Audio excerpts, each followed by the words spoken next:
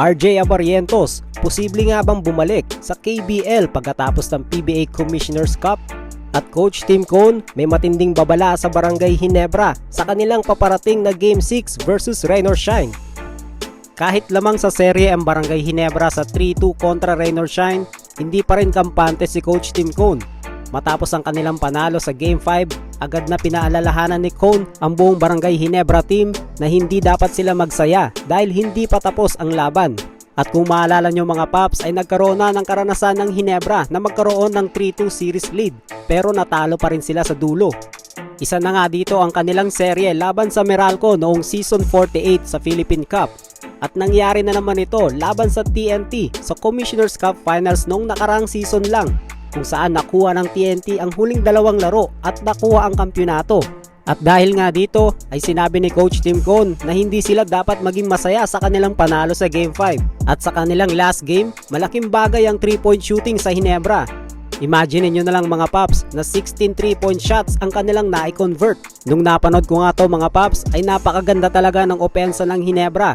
Mas maganda ang ikot ng bola at mas gumagalaw ang mga players sa loob ng court. Kaya naman dahil dito, mas nakakahanap sila ng mas malilinis at mas madaling tira. At kung magagawa nila ito ulit, ay posibleng tapusin na ng Ginebra ang serye ngayong araw mismo. Pero alam naman natin ng Rain or Shine, napakalalim talaga ng kanilang rotation, especially si Coach Yeng Guiao na napakagaling magpaikot ng mga players. Kaya naman asahan natin na hindi basta-basta magpapatalo ang Rain or Shine. Kayo mga paps, ano sa palagay nyo? Mapupush kaya sa Game 7 ng laro o tatapusin na ng Ginebra ito mamaya?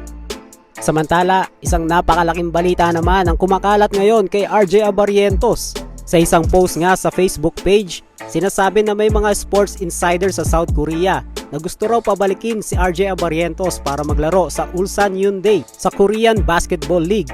Pero gaano nga ba ito katotoo at posible bang iwan ni RJ ang Ginebra? Bago pa naging rookie sensation sa PBA si RJ ay napatunayan na niya ang kanyang galing sa Korea.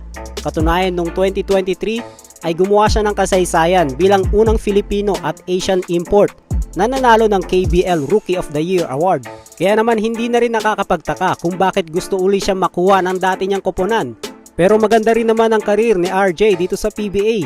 Katunayan, isa siya sa mga dahilan kung bakit lamang ang Ginebra sa serye nila kontra Rain or Shine. Sa ngayon ay wala pang opisyal na anunsyo mula sa Ginebra at sa Korean basketball team na Ulsan Hyundai. Kaya naman habang wala pang kumpirmasyon, mananatili muna itong isang malaking basketball rumor. Kayo mga paps, ano sa tingin nyo? Mas maganda bang manatili si RJ sa Ginebra o bumalik na lang siya sa Korea para sa panibagong hamon? Comment down below at babasahin natin yan. This is Jalpops TV. See you again para sa ating next video. God bless!